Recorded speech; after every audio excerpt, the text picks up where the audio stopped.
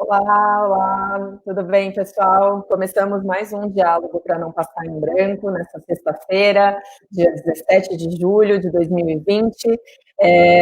Hoje damos início ao sexto, se eu não estiver enganada, diálogo, isso mesmo, sexto diálogo para não passar em branco, realizado a partir de uma parceria entre a Afroeducação e o Instituto Ela, Criações Educativas.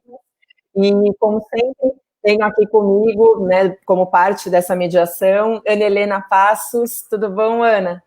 Olá, oi, bom dia, boa tarde, boa noite a todas, todos e todos que estão aqui com a gente de novo, né? Mais uma sexta-feira, mais um para não passar em branco. Oi, Paola. Olá, vamos lá, né? A gente está aqui sempre trazendo essa temática, né, semanalmente, pensando aí as diversas possibilidades que nós temos para olhar criticamente o poder, né, da branquitude, do privilégio branco nas nossas vidas. Já contamos aqui com diferentes convidados, convidadas que foram bastante enriquecedores para essa discussão, e hoje, não diferente, temos a honra, né, de ter aqui conosco a professora Yolanda Évora, que fala diretamente de Portugal, uma pesquisadora intelectual moçambicana, mas que eu brinco que é uma cidadã do mundo, porque tem aí uma trajetória, né, muito intercultural, e eu acho que ela pode talvez até, se quiser, comentar sobre isso também. Então, muito obrigada, Yolanda, por ter aceitado o nosso convite, por estar aqui conosco. Olá, boa tarde. Daqui é boa tarde. Agradeço imenso esse convite e cumprimento a Ana Helena, é um prazer conhecê-la. E também dizer à Paola, agradecer o convite e dizer que a Paola é que me põe nessas coisas, né? Vamos lá ver. É um grande prazer. A Paola fala bastante de você, do trabalho, e acho que vai ser um momento muito especial. Obrigada pelo convite. Bom, aproveito para cumprimentar as pessoas, não é, que estão a assistir e agradecer a presença. Sim, já temos algumas pessoas que já estão aqui conosco, né, é sempre bom, porque a ideia do diálogo é que realmente ele seja o mais participativo possível, apesar das especificidades, né, da comunicação agora digital, que traz aí os seus benefícios, não é à toa que estamos cada um em um país e estamos aqui dialogando, né, mas também tem os seus entraves, tem os seus desafios aí, enquanto a essa democratização, né, da comunicação, mas os comentários estão abertos, a gente espera, inclusive, que todo mundo que nos assiste, que nos acompanha, possa enviar aí os seus comentários e também dúvidas, perguntas, que possa compartilhar conosco. Bom, a gente fez, né, uma divulgação dessa live de hoje nas nossas redes sociais, pelo WhatsApp, e ali a gente trouxe um mote, né, como a gente já vem trazendo nos últimos encontros, que no nosso caso de hoje ficou como, afinal, eles somos nós, né? Eles também são nós, né? Eles ou elas também são nós.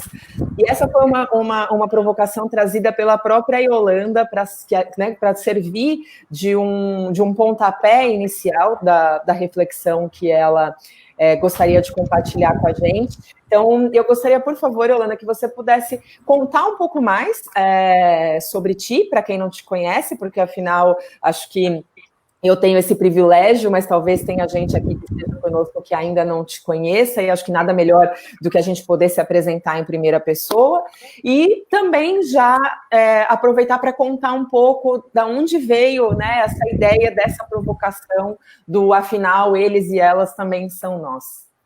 Então, obrigada. E eu sou... Bom, nasci em Moçambique, mas os meus pais são cabo-verdianos, portanto, vivi muito tempo no Brasil também, e agora, no mesmo tempo, em Portugal, né? Eu estive entre Moçambique, Cabo Verde, Brasil e Portugal.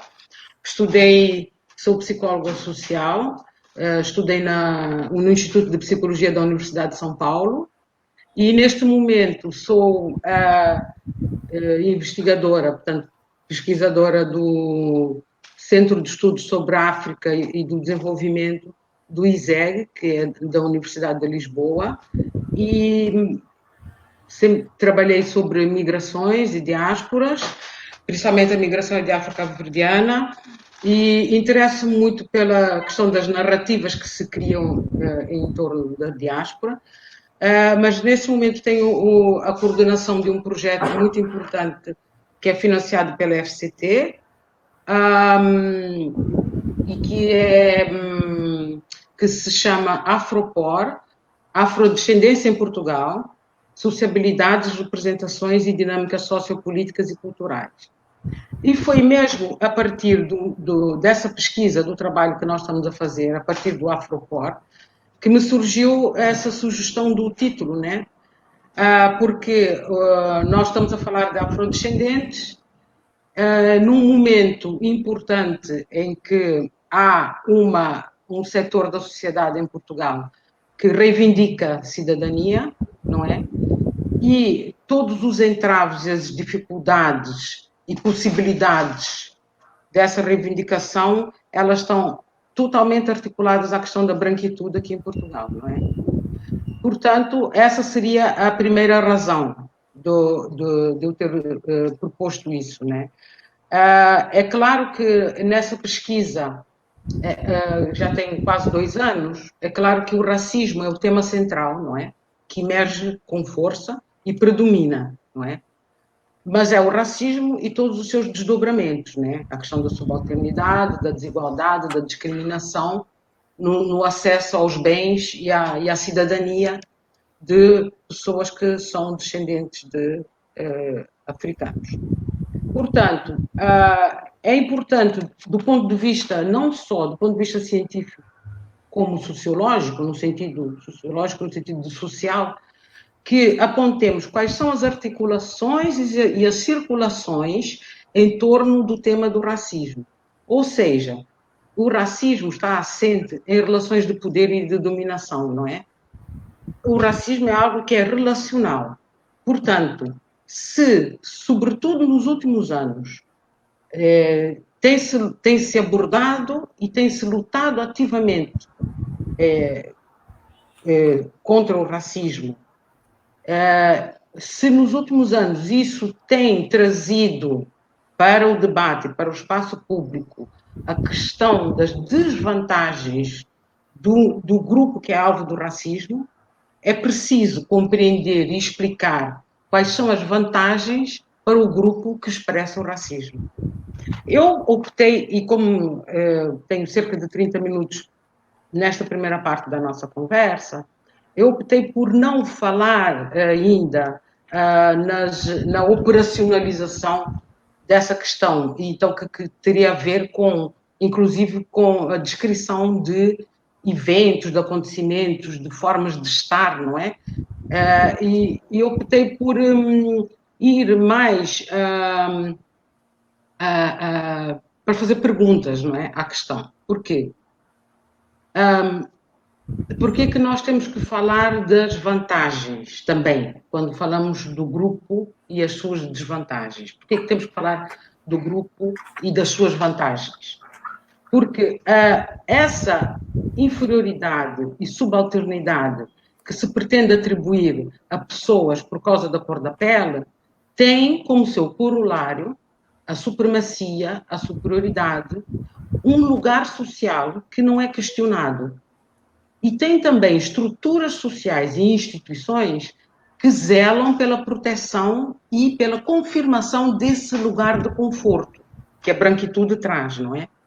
Ao mesmo tempo em que essas estruturas sociais e instituições também zelam para a permanência de pessoas no lugar de opressão e de exclusão ou do tratamento mitigado, não é? Então, eu fiquei pensando fiquei aqui pensando em como essa discussão sobre a branquitude está amadurecendo tanto no Brasil, particularmente no Brasil, não é? Com debates, pesquisas e obras sólidas, não é? Enquanto aqui, se nós formos procurar os termos branquitude, privilégio branco, não encontramos textos acadêmicos não é? Alguns textos fazem referência a isso quando tratam do racismo. Alguns académicos, podia citar aqui no caso da Marta Araújo e da Sílvia Maeso, no livro sobre eurocentrismo, alguns textos mencionam, referem-se a essa questão. Mas se formos procurar por títulos, não encontramos essas palavras em títulos académicos, não é? Agora, o interessante é que nos últimos meses, eu posso dizer até nos últimos dias, podemos encontrar artigos de opinião que usam explicitamente esse termo da branquitude. Mas é um ou outro título. Eu até enviei à Paola para depois disponibilizar para vocês, né, títulos que tratam dessas questões, que são sempre títulos ligados à questão do racismo, né? Portanto, nos últimos dias é que eu pude encontrar 2 artigos que têm esses termos, branquitude ou privilégio, né, no título, e que são de brancos a falar na primeira pessoa. Tá? Por mim, e como eu estou a falar aqui, a tentar falar sobre esse tema de uma forma mais sistematizada, a partir do convite do desafio da Paola, o que se coloca para mim como mais interessante neste momento é procurar entender por que é este o estado do debate em Portugal. Tá? Portanto, muito mais do que explicar, eu estou mais apta a fazer perguntas à branquitude, ou sobretudo, ou sobre a branquitude e o privilégio branco, e sobre o lugar que esse debate não tem ocupado na luta antirracista ou na academia. Tá? E pronto, vou dizer que foi esse o meu interesse aqui, não é? Então eu vou considerar, e peço que vocês também considerem, que fazer perguntas hoje tem essa intenção provocativa, não é? No sentido em que a primeira pergunta que seria dirigida aos aliados da luta antirracista, aos aliados e aos antirracistas, é sobre o seguinte: o que é que pensam desse estado, dessa ausência de debate e reflexão sobre a branquitude em Portugal?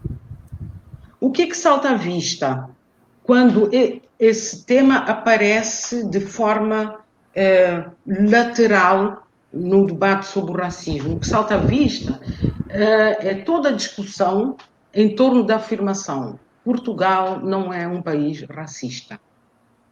O que subentende, é claro, que Portugal é um país branco.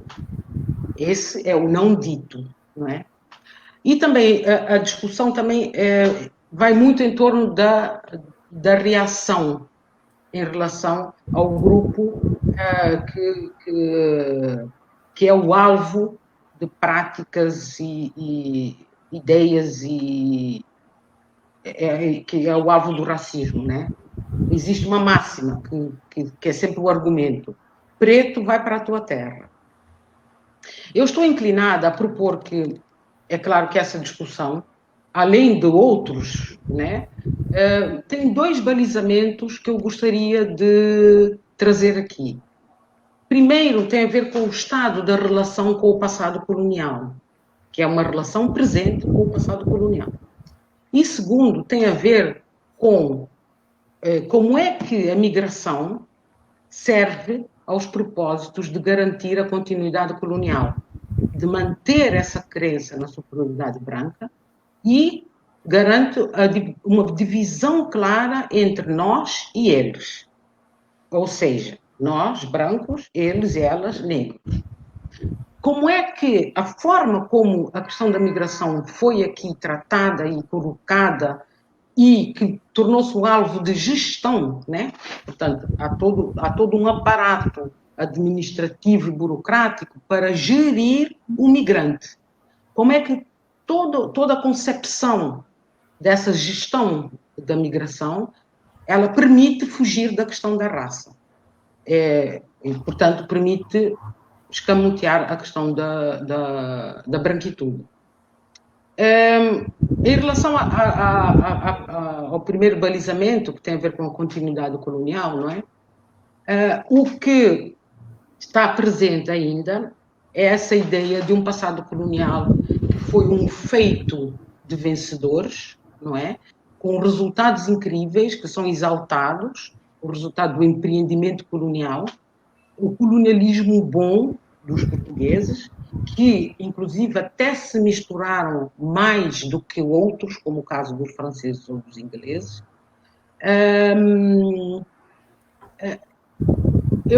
Parece-me que não há nada que salva e protege mais a branquitude do que essa crença no passado colonial bom. Tá? E essa crença também traz bases muito fortes que sustentam o pacto narcísico da branquitude aqui em Portugal.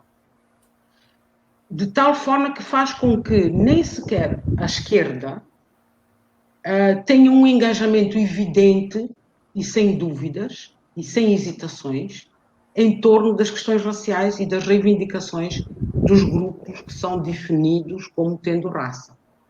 Tá? O que acontece, daí o termo que eu propus para a apresentação, afinal, eles ou elas são nós? Então, o que acontece quando é que isso é posto em causa? Portanto, tanto essa crença no passado colonial e essa abordagem da migração. Ela é posta em causa, elas são postas em causa precisamente quando os fatos começam a mostrar que não é bem assim, que não é possível manter essa clareza na separação nós, brancos portugueses, eles, elas, negros, negras, africanos, africanos. Então, isso é posto em causa quando há setores da sociedade que contestam isso de várias formas, não é? Isso balança justamente quando fica cada vez mais evidente que esses, eles, elas, não é?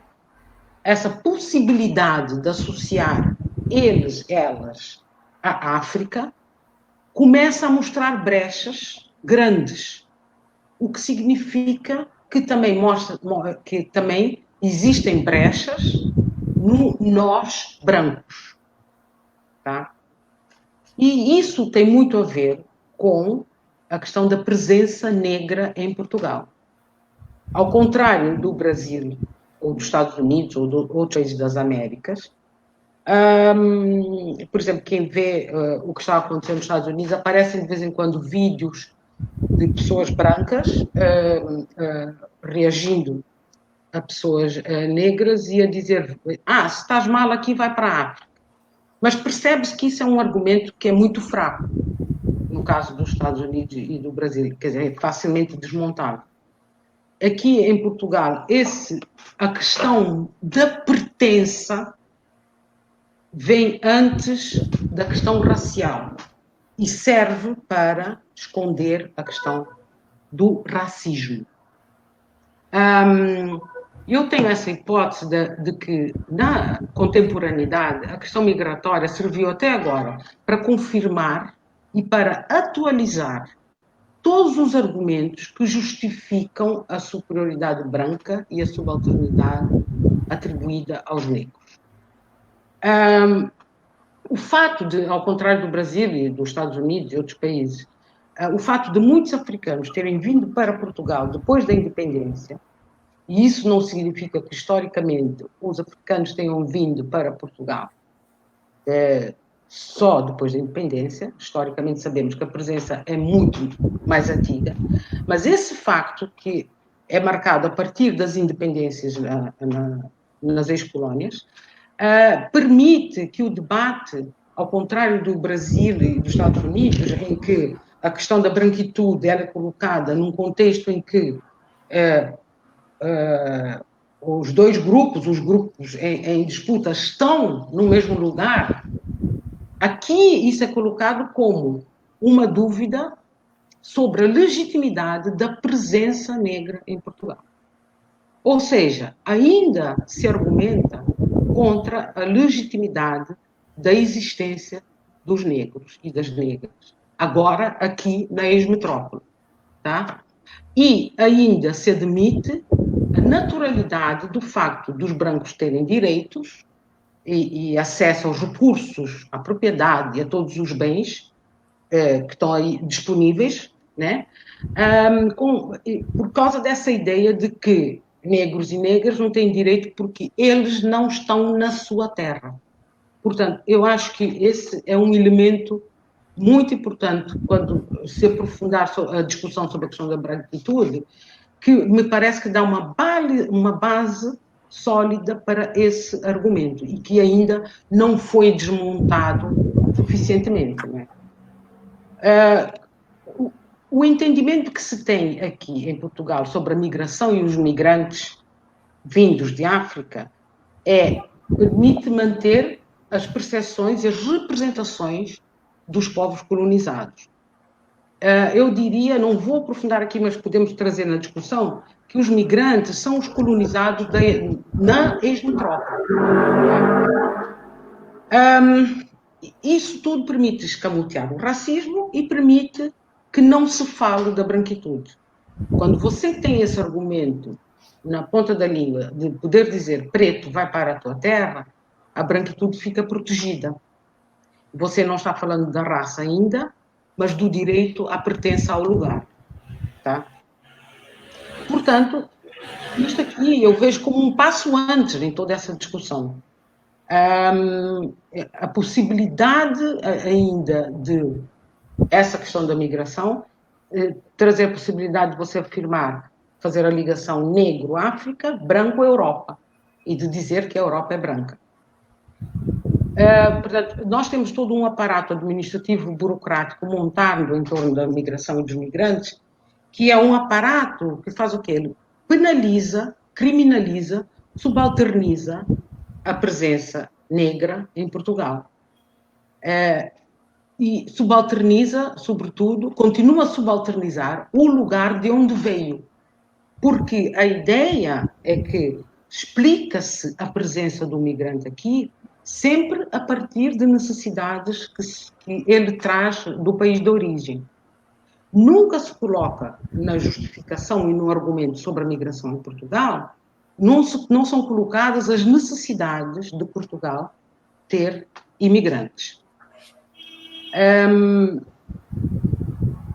Mais do que isso, a forma como a migração é percebida e é gerida, a migração é uma coisa que é gerida aqui, dá o direito, acrescenta ao privilégio branco, à supremacia, o direito de continuar a definir o outro.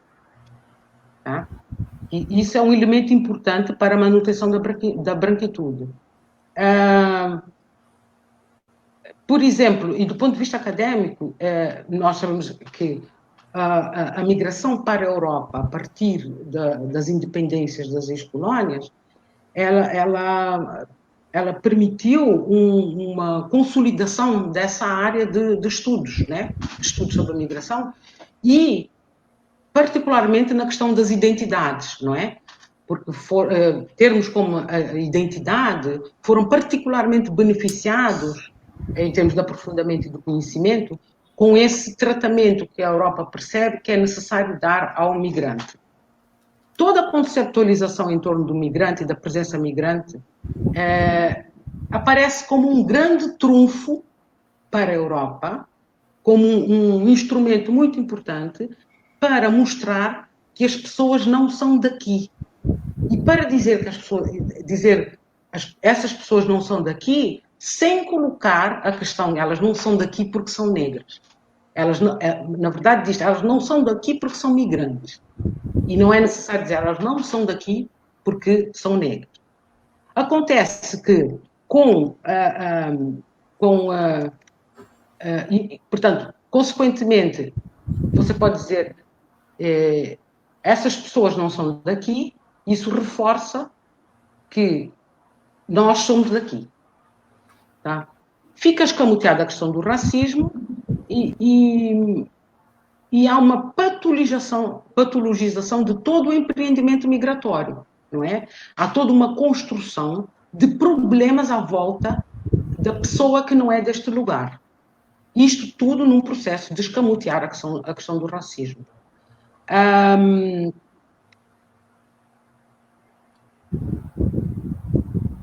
Já tenho pouco tempo, né? Então, e acho que a gente também já está aqui já querendo fazer um monte de perguntas, mas vamos lá. Estar aqui, e por que isso retoma a ideologia do colono? Porque quando você quando você criminaliza e afirma a migração como um problema, você confirma que você cria todo um aparato para mostrar como é que você vai resolver esse problema. Portanto, o migrante é um problema, portanto, tem todo um aparato para resolver esse problema de uma pessoa que não é daqui. Portanto, toda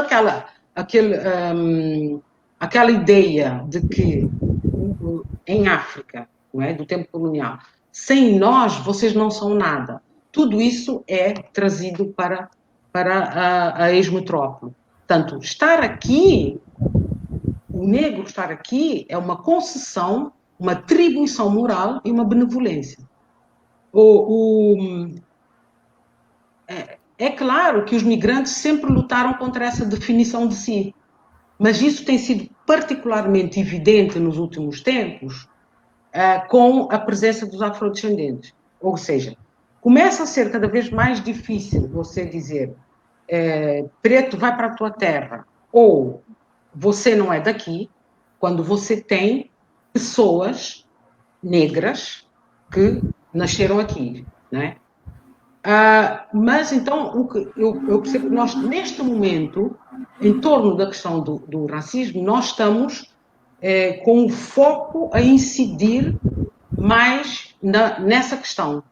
A branquitude, ela continua protegida, mas parece-me que é o próximo passo nessa discussão e nessa reivindicação em torno do racismo, de que ela não pode mais se esconder, não é? Portanto, tudo o que é colocado em torno dessa reivindicação dos afrodescendentes coloca em causa a branquitude e a supremacia de ter a permissão de não precisar do olhar do outro do olhar do outro sobre si para confirmar o seu papel na sociedade. Toda essa reivindicação, essa ocupação do espaço público questiona cada vez mais essa possibilidade da branquitude definir o outro, sem precisar definir a si, não é?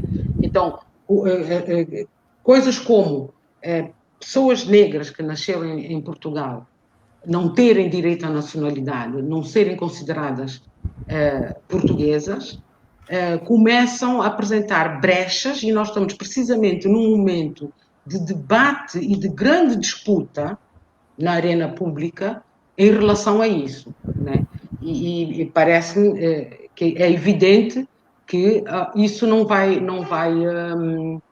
é preciso dar uma resposta a esses setores da sociedade que já não admitem isso, né? Que não admitem continuar com uma cidadania mitigada, tá?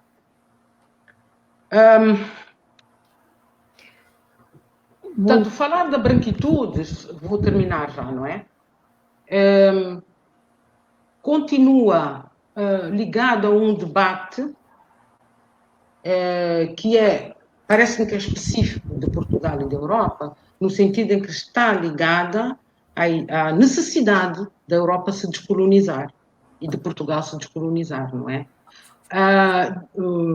De se romper essa articulação complicada entre a questão migratória, o nacionalismo e o identitarismo, tá? Mas por que é muito difícil isso aqui? Por causa, do meu ponto de vista, da manutenção a nível continental europeu do grande pacto narcísico da branquitude, que tem a ver com a criação da União Europeia. Portanto, a criação da União Europeia é uma ideia que não foi só para se criar um bloco económico, mas para se definir de forma mais evidente o que é um europeu. E, claro, definir que um europeu é um branco, porque isso começa a ser enfraquecido com a chegada de pessoas das ex-colónias. Vou então ficar por aqui e pronto, ficou disponível para o debate e as outras coisas serão ditas então na conversa. É aquele momento que a gente vibra profundamente. Como? É aquele momento que a gente vibra de tantas ideias, de tantas reflexões que vêm com sua fala, Yolanda. É um prazer escutá-la, porque eu acho que você traz coisas muito, muito, muito interessantes para a gente dialogar características profundas da branquitude portuguesa, que são, inclusive, reproduzidas na branquitude brasileira.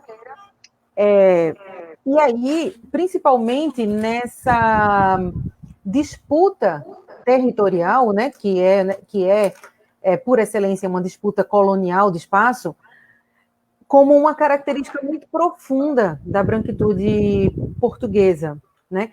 E aí, quando você já provoca a gente com a frase, né? Eles somos nós, é bem interessante porque essa frase traz a essência da constituição da ideia de ser branco e da ideia supremacista e hierárquica de ser branco, né? É a invenção do outro, esse nós, né? Como essa fantasia com força de verdade, né? Que é colocada na essência constituinte dessa ideia colonial do eu, né? Aquele eu. E aí, aquele eu dono do território, né? Dono do espaço. Eu fico aqui pensando exatamente isso, assim, como você traz brecha, a gente traz a ideia de fissuras, né? Como é que a gente consegue chegar num ponto que essa reflexão... porque uma coisa que você traz que é muito brilhante, muito interessante, que me fez aqui refletir muita coisa, é o fato da palavra branquitude não estar dentro dos trabalhos, né, dos trabalhos de Portugal. Isso é muito interessante porque o primeiro ponto é que Portugal, como continente europeu, se coloca como a grande colônia até hoje. E aí, se você pensar esse termo branquitude ou whiteness, né, ele vai nascer de lugares, de espaços em que raça é uma categoria de nacionalidade. Né? Raça é uma categoria constituinte de nacionalidade. Por exemplo, eu sei que existem outros espaços que construíram reflexões sobre branquitude, mas os Estados Unidos acaba sendo... foi uma grande fonte quando a gente vai estudar a branquitude. Por quê? Porque raça foi uma categoria definidora de nacionalidade. Então, como é que a gente hoje repensa o constituir Portugal? Quase que não sai, né? Eu fiquei com Constituição. Constituir Portugal enquanto uma nação, trazendo a ideia de raça para fissurar a nacionalidade branca portuguesa, sabe? Mais do que trazer a palavra branquitude para os artigos e para a produção acadêmica, como é que a gente fissura essa supremacia do eu português? Como é que a gente reinventa a ideia de nacionalidade portuguesa, afirmando que essa nacionalidade também é uma nacionalidade que passa por pessoas africanas? Porque você tem uma imigração e você tem africanos que nascem em Portugal já, né?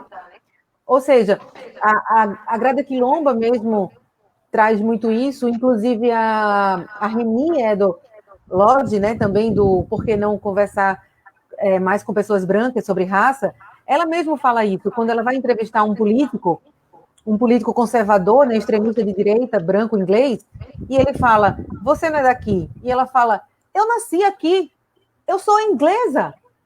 Então, é isso, né, que os africanos portugueses estão falando. Eu sou português.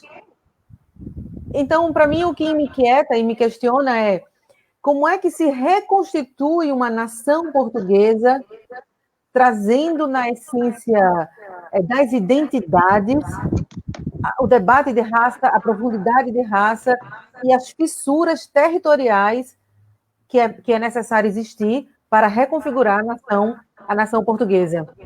Eu acho que é isso que me inquieta. Muito obrigada, Ana Helena, pelas questões que colocou. Eu vou fazer um comentário geral, então, para me permitir um pouco mais, aprofundar um pouco mais o que eu falei.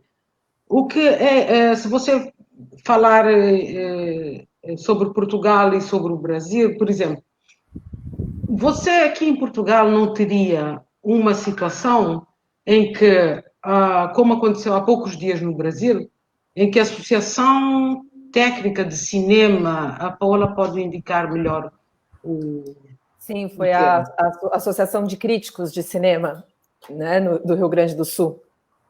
Imediatamente teve que se justificar, não é? E pedir desculpas pelas ideias racistas que foram colocadas, particularmente por uma cineasta, e estava uma cineasta negra também, pela cineasta branca, que provocou riso nos outros cineastas brancos que estavam lá.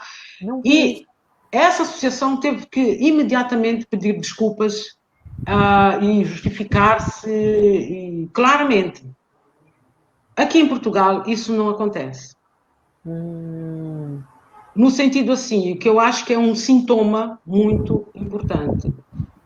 As instituições oficiais, as instituições do Estado, etc., não se sentem na obrigação, não sentem a necessidade, a obrigação de pedir desculpas sobre qualquer evento de racismo, de violência policial, de ataque, de racismo. Não existe no espaço público e no acordo moral, não é? Da sociedade, isso não é visto como algo que pode fraturar.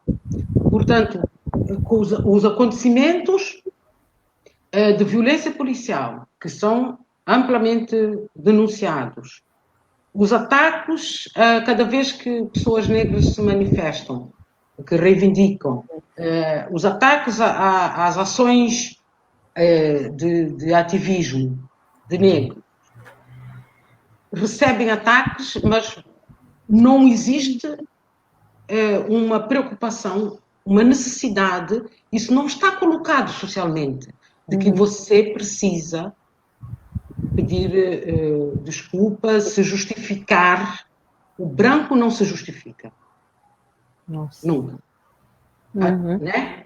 Portanto, eu acho que é um mecanismo muito importante para a gente pensar qual é o estado da discussão aqui.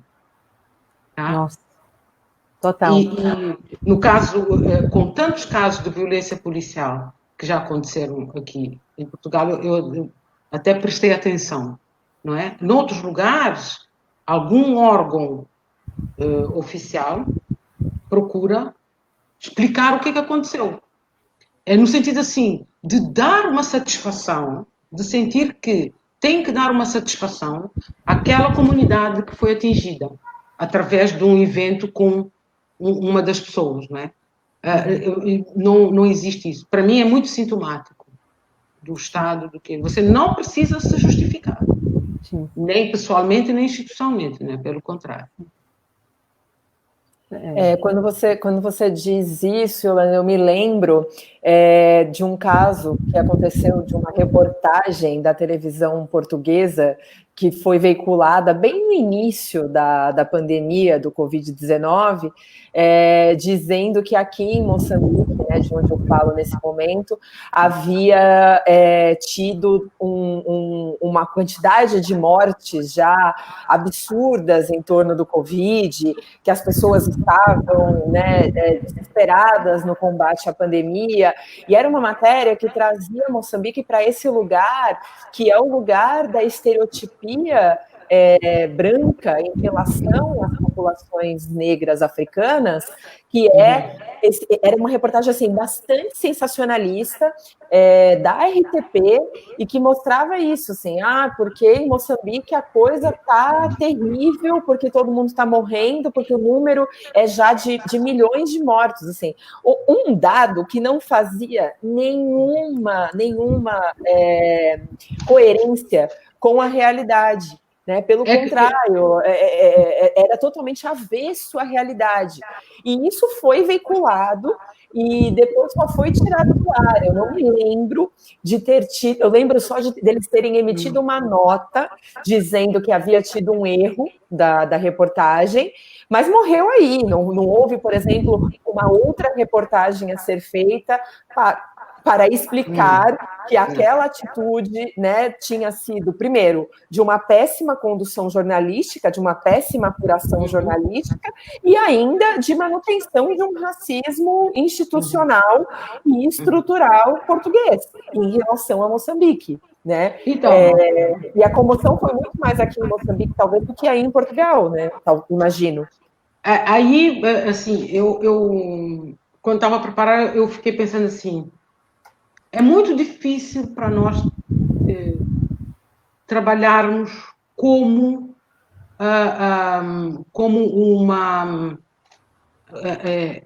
trabalhar a questão da branquitude em si. Nós vamos sempre para as questões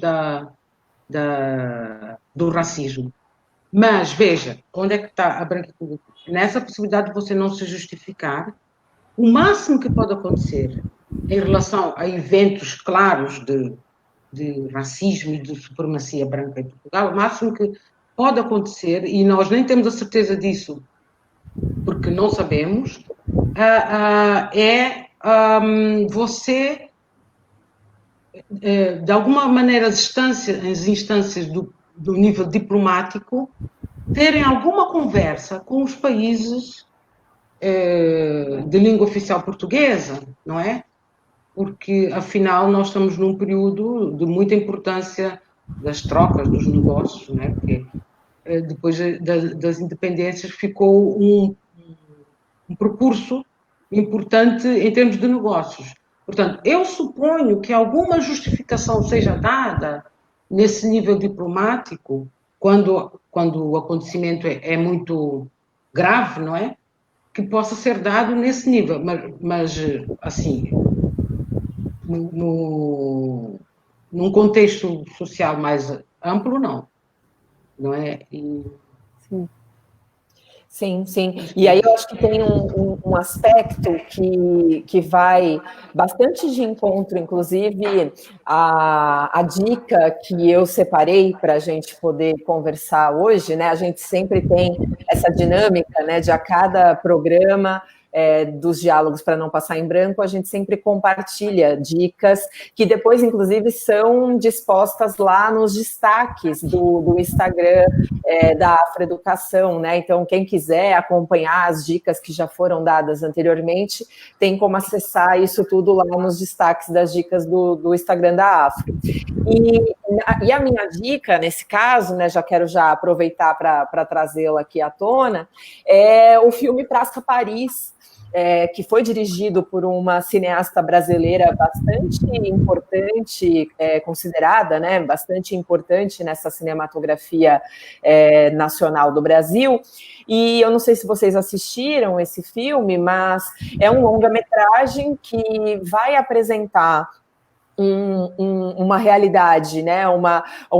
Basicamente é uma ficção que apresenta a história de uma psicóloga branca portuguesa que vai para o Rio de Janeiro, mais especificamente para a Universidade Estadual do Rio de Janeiro, para a UERJ, para desenvolver parte da pesquisa dela acadêmica, de mestrado, em que ela estabelece uma clínica, né, um atendimento clínico a funcionários e estudantes da universidade, e ali ela entra em xeque, né? Ela passa a conhecer uma das ascensoristas da UERJ, que é ali protagonizada pela atriz negra brasileira Grace Passot, que é uma atriz, enfim, brilhante, e a Grace, então, né, personifica essa sensorista que coloca em xeque, de diferentes formas, essa branquitude dessa psicóloga portuguesa que é branca e que não necessariamente se dá conta do seu racismo. E, para mim, esse filme ele é um filme que eu acho que faz uma discussão muito forte em relação à branquitude, mas que não se apresenta como tal, né? A ponto de... Eu tenho um artigo publicado em que eu faço uma análise discursiva em torno desse filme, e nesse artigo eu vou falar exatamente disso, assim, do quanto que a branquitude ela consegue até mesmo apresentar uma narrativa a partir das lógicas da branquitude, sem dizer que está fazendo isso, né? Então, a invisibilização da branquitude, ela é tamanha a ponto de um filme como Praça Paris ter um alcance muito grande. Ele não é um filme independente, ele foi um filme que foi distribuído por muitos cinemas do Brasil, que foi inclusive exibido em festivais internacionais, e um elenco grande, um filme que deve ter tido um orçamento, não digo um orçamento milionário, mas um orçamento razoável, não um orçamento de cinema independente, e que em nenhum momento a questão racial é colocada. O tempo todo, a discussão é apresentada enquanto uma discussão social. O tempo todo há um esvaziamento do quesito raça. E eu sentia ali algo muito perverso, né? Que é ligado a essa estrutura do racismo, que é desse não dito e de muitas vezes tentar menosprezar as lutas raciais a partir dos embates sociais. E eu acho que isso é muito representativo e muito simbólico quando a gente fala de um país como Portugal, em que há um governo de esquerda, dito, né, de esquerda e eleito há muito tempo, né, o Partido Socialista tem um poder muito forte em Portugal, e o quanto que essa esquerda realmente, como você mesmo disse, a sua fala foi brilhante, não faz essa racialização, né, em grande parte das vezes. Porque a questão é assim, todo esse ambiente em que você não precisa se justificar como branco, não é? E que você consegue escamotear a questão do negro. Por exemplo, na atualidade isso é feito, esse termo afrodescendente tem aparecido muito no espaço público, não é? E você, pronto, pessoas, aparece junto com outros termos, como português negro, africano em Portugal, outros termos assim, ou afropeu. Então, para vocês verem como é que você tenta encaminhar essas questões sem querer tocar na questão da branquitude, o que está aparecendo na academia em relação a isso é assim, se aparecem pesquisadores negros a dizer, já aconteceu, a colocar o seu interesse em fazer uma pesquisa sobre negros, de ouvir de académicos a seguinte coisa: não, você não é negro, você é afrodescendente. Para você ver como é que tudo pode ser distorcido, não é? Quando você tem um termo que deve servir para colocar a pessoa aqui, o negro, né? O negro aqui em Portugal, ela é usada, o termo é usado precisamente para continuar a recusar que o negro é português, tá? Portanto, inclusive, você branqueia o termo. Só queria dizer mais uma coisa. Sim, por favor. Eu acho que, de facto, é preciso nós discutirmos de forma muito clara e o tempo todo de que é preciso trazer as pessoas para esse debate. É preciso trazer os brancos para esse debate. Os brancos têm que fazer esse debate e têm que dizer o que é que estão a discutir. Porque nós temos, por exemplo, muitos aliados e antirracistas aqui em Portugal, mas não há uma partilha sobre aquilo que acontece nos seus espaços mais privados, nos espaços só de brancos em que isso é colocado, né? Quais são os conflitos e as tensões, quer dizer, o que é que eles estão a fazer com essa consciência da importância da branquitude em toda essa questão do racismo. Portanto, é tudo ainda colocado, não se sabe aonde, não é? E então acaba por ficar, eu costumo brincar e dizer assim, não dá para você fazer tudo.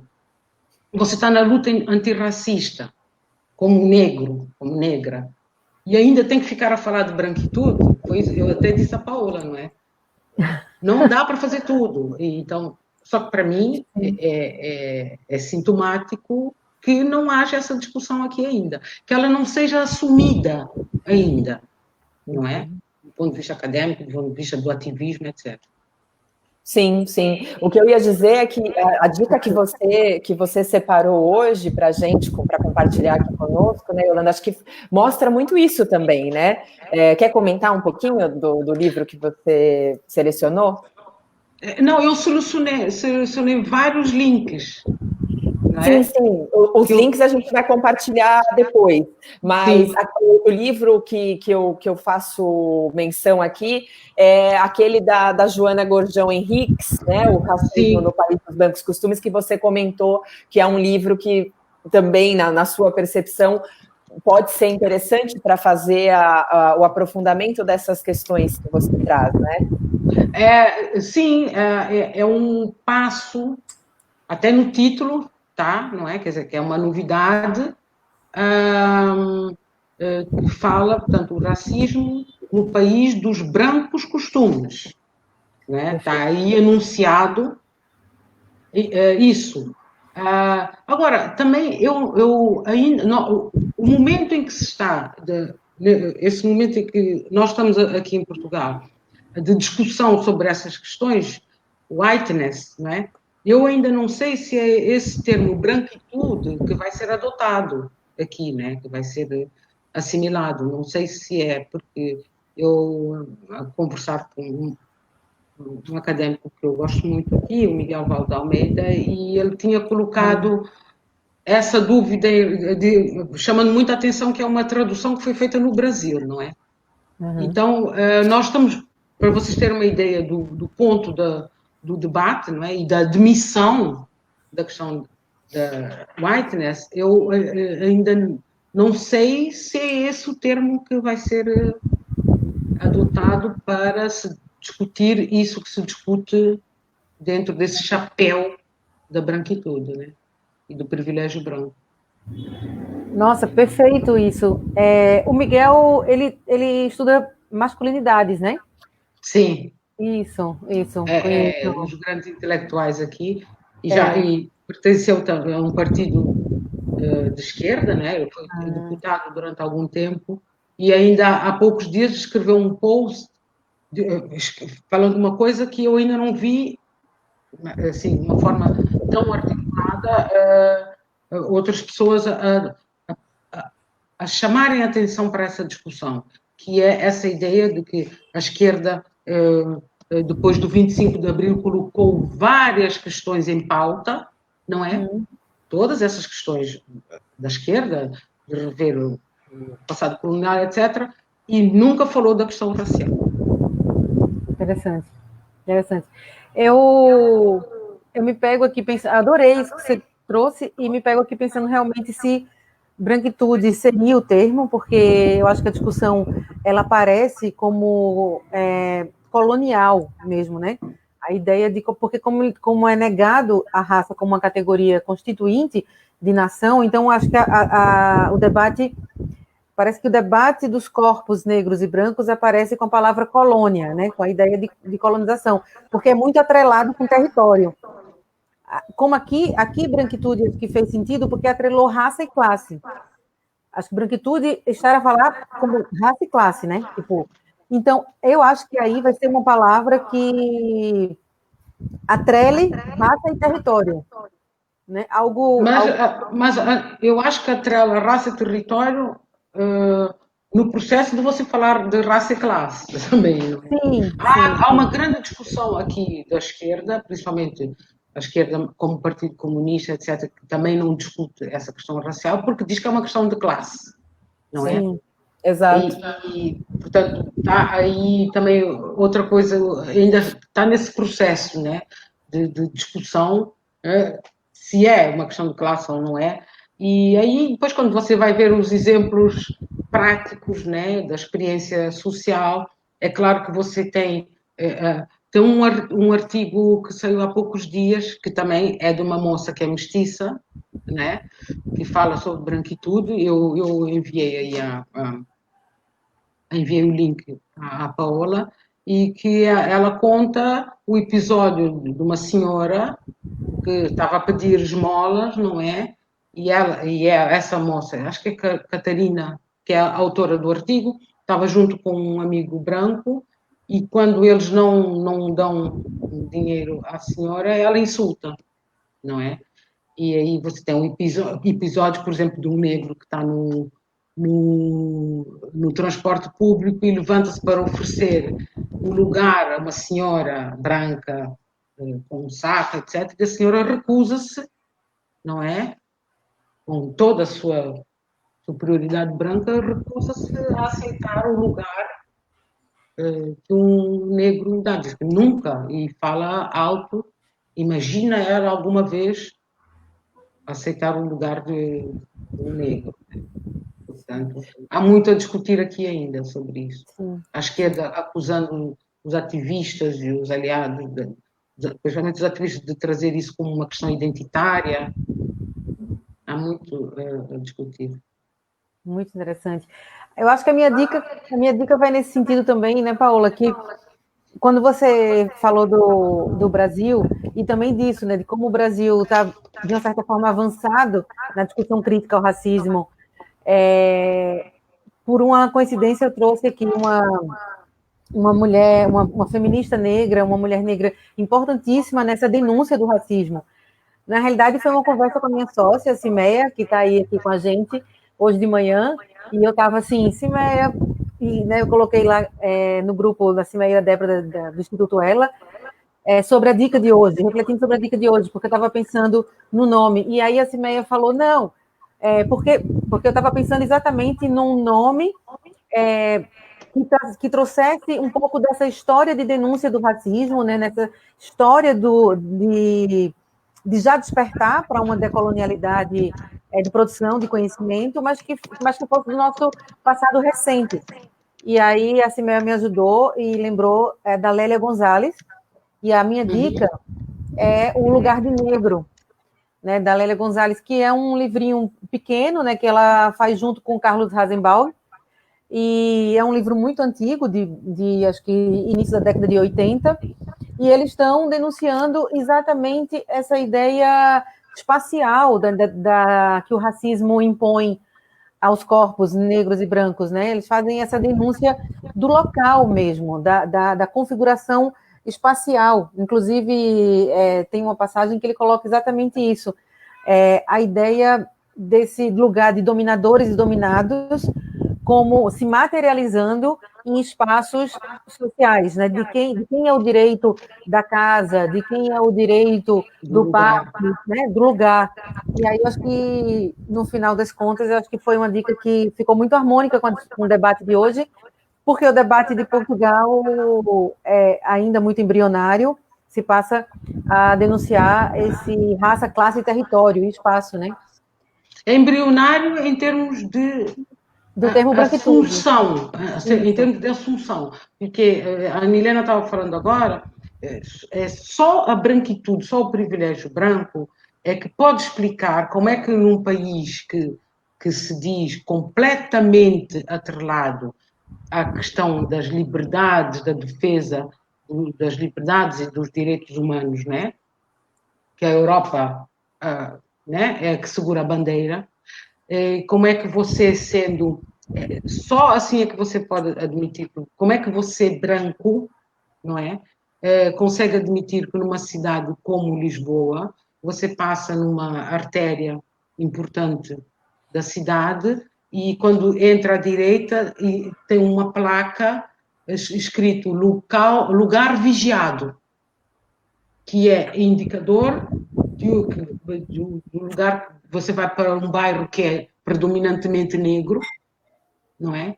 E está lá uma placa oficial colocada dizendo lugar vigiado. E quando você sai desse espaço está fim do lugar vigiado. Portanto, como é que você, sendo um cidadão de um país que protege, é reconhecido por proteger os direitos humanos e de cidadania para todos, só a branquitude é que pode explicar como é que você admite aquilo e não vê aquilo enquanto uma preocupação coletiva. Exato. Tem uma pergunta. Exato.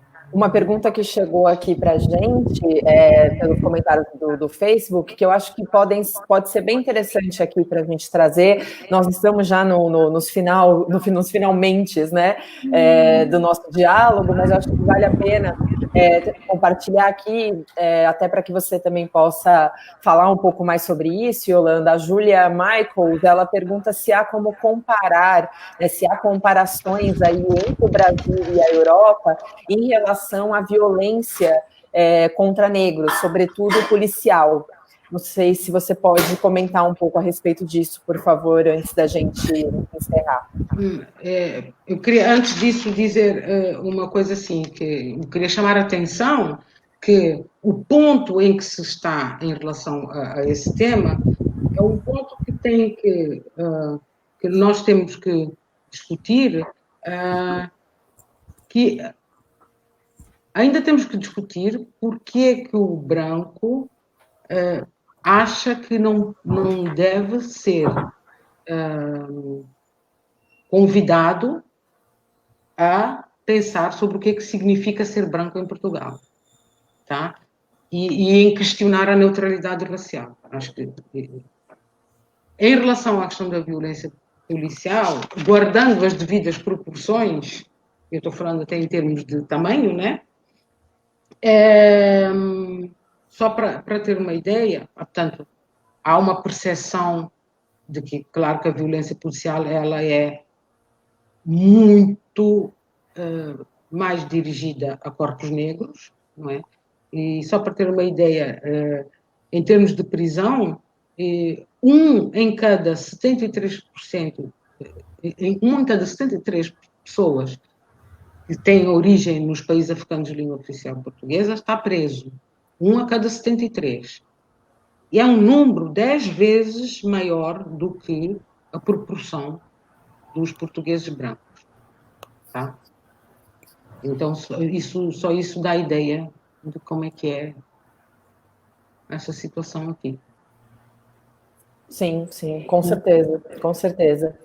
É algo realmente que acho que vão precisar aí de mais algumas gerações, né, para a gente dar conta de refletir, e não só refletir, mas agir, né, porque eu acho que tem isso também, nós aqui nos diálogos, tanto eu quanto a Ana Helena, a gente tem uma preocupação muito grande de fazer uma curadoria, trazendo a público discussões que façam sentido na vida cotidiana, né, e que possam motivar intervenções no mundo, né? Intervenções transformadoras, de fato antirracistas, né? Por mais que esse termo, por vezes, parece sofrer aí de um esvaziamento, né? Mas que a gente consiga, né, dentro desses espaços, promover essas discussões em prol das transformações na prática, né? sem dúvida alguma, acho que a reflexão que você nos traz é muito pertinente, muito coerente também para a realidade do Brasil, porque afinal tem as suas especificidades, mas acho que há possibilidades aí, né, de comparações que a gente pode fazer rapidamente. E aí eu também gostaria de compartilhar aqui um outro comentário, trazer aqui para a tela só um comentário, não é necessariamente uma pergunta, de uma moçambicana que nos acompanha já, a Beatriz Megessani tem estado aqui conosco, né, em vários diálogos. A gente agradece muito, não só a Beatriz, mas a todo mundo, né, que nos acompanha por aqui. E ela diz, né, no Brasil podemos até estar avançados nas discussões sobre o racismo, mas porque a impunidade é que impera todos os dias, temos episódios de racismo. Então, né, você tem a impunidade ali agindo e que, ao contrário de diminuir, esses casos de racismo só aumentam, né, como ela coloca aqui. E desculpa, ela está me corrigindo, dizendo que ela é brasileira. Eu não sei porque eu tinha ficado com essa definição de que ela era moçambicana, então já fazendo a correção aqui, Beatriz, que sempre, né, tem acompanhado aqui os nossos diálogos, as nossas conversas. Não nos conhecemos pessoalmente, mas a gente acaba, né, hoje em dia, tendo essa possibilidade de conhecer um pouquinho das pessoas virtualmente também, né? E acho que ela tem muita razão em relação a essa questão da impunidade, desse sentimento, né, de injustiça que fica habitando aí, né, as nossas mentes quando a gente trata de assuntos como esse que a gente traz aqui. Bom, acho que agora... Aqui tem a questão, no caso do sentimento de injustiça, porque o argumento é que você não tem acesso a essa justiça. O argumento fica no não dito, né? Não tem acesso porque você não é daqui. Não diz que você não tem acesso porque é negro. É porque você não é daqui. Certo? Por isso que eu continuo a insistir que é preciso desfazer isso, ver o que, né?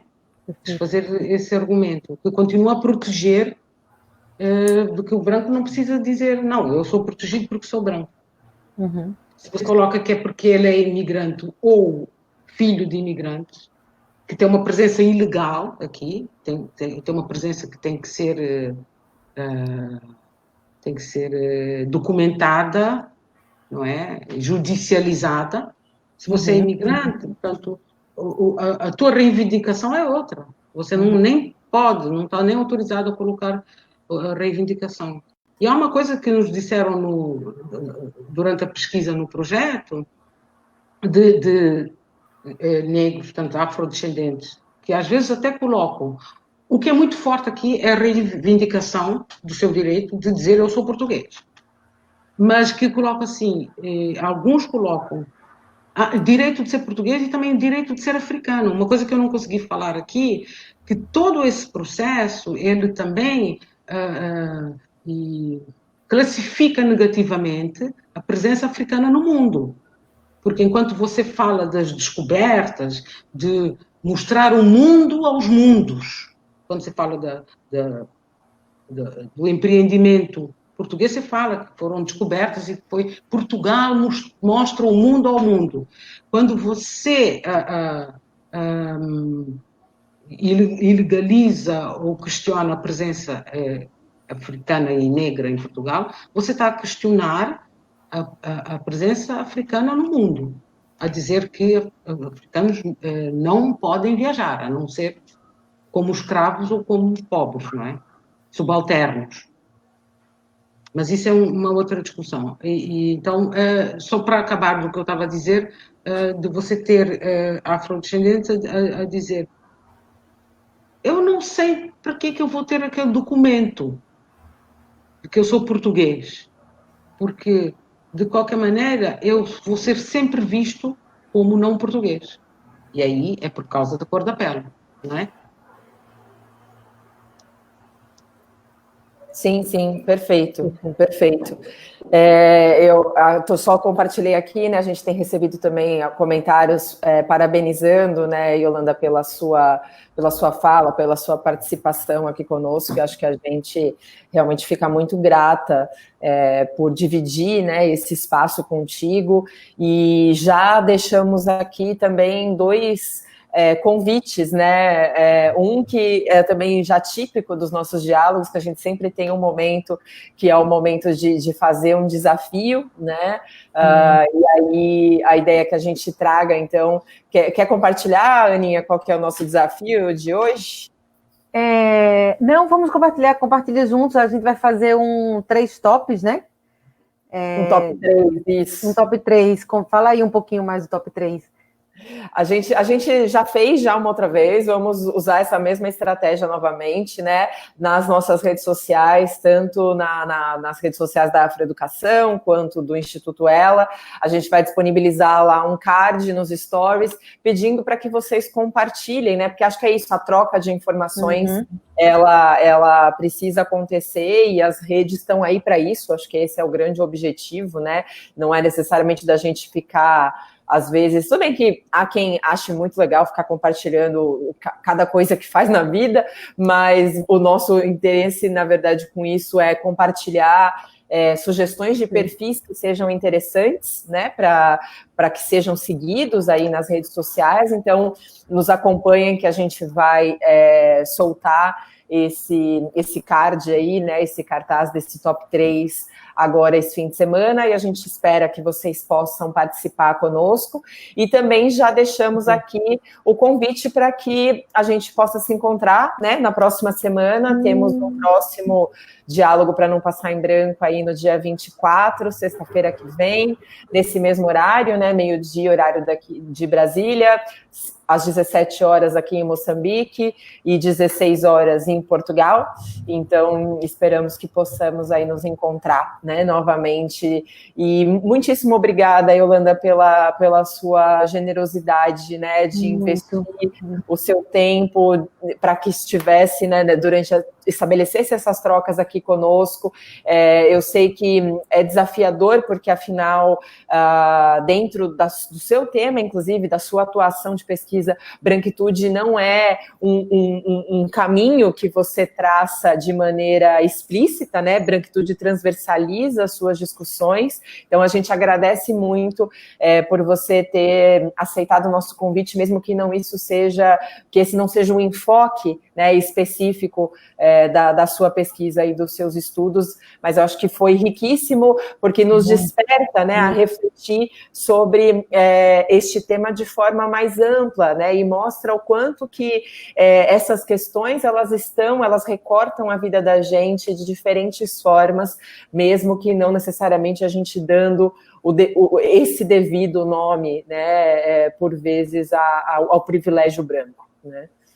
Eu agradeço também muito pelo convite e continuo a desafiar-me, e de facto a branquitude não é um termo que apareceu como na proposta, explicitamente, não é? Eu acho que ela estava ali quando propusemos que se visse que íamos ver a afrodescendência como parte da sociedade portuguesa, tá? E a branquitude, ela tem emergido na pesquisa, talvez não nomeada assim, mas ela está presente, até claro, inclusive nas coisas que a gente quer propor às vezes a fundações, na nossa prática mesmo de pesquisa, onde você consegue ir ou não consegue, não é? E até na maneira como o próprio projeto é visto, não é? E então está ali presente e nós enfrentamos. Agora, eu gostaria muito, se vocês me permitem colocar o desafio, se for possível, não é? Eu teria muito interesse em ouvir uma pessoa branca de Portugal a falar sobre esse assunto aqui, não é? Se quiser, podemos falar como whiteness. Seria muito interessante se vocês pudessem convidar. Desafio aceito, né, Paola? Sem dúvida. Você já vir aqui, você sugeriu um nome, a gente vai tentar entrar em contato. Também pensar. Apareceu também o nome de uma professora, você falou aqui, eu anotei, que eu não conheço, mas eu não sei se Paola conhece, Marta. Marta Araújo. Marta Araújo. E Cíntia Maeso, que tem um livro sobre... São lá do SES, do Centro de Estudos Sociais de Coimbra. Ótimo. Mas sobre desafio aceito. Etnocentrismo. Boa. Também fiquei bem interessada, eu anotei aqui. Muito bom o livro, é muito interessada no livro. E eu acho que também pode ser. Mas se você colocar no Google, aparece logo. Perfeito. Para mim, a gente já vai conversar sobre isso e sobre esse agendamento e sobre esses convites agora mesmo. Tá. Porque eu também quero muito conversar com uma mulher ou um homem branco ou branco português, que eu acho que é uma outra lógica e outro desafio, né? Certamente, com certeza. E também agradecer bastante, Yolanda, pela troca, por esse momento tão rico, essa hora tão rica. Gostei muito. Eu gostei muito também, muito. Espero que nesse amanhã que está por vir, da vida presencial, a gente possa se encontrar, porque está sendo muito, muito feliz o programa, e a gente está fazendo trocas muito ricas. Assim, eu queria... Imagina, no presencial, a gente vai fazer um grande encontro para não passar em branco. Verdade. Queremos muito. Chegaremos nisso.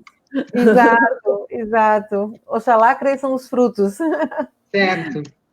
Isso aí. Então tá bom, gente. Muito obrigada. Relembrando, então, nosso próximo encontro, né? Sexta-feira que vem, dia 24, meio-dia. E... ficamos em contato aí pelas redes, pelo mundo, né? Porque o diálogo começa e continua aí ao longo da semana. Então, valeu. Até mais. Tchau. Tchau, obrigada. Tchau. Obrigada. Boa semana para todas e todos. Igualmente.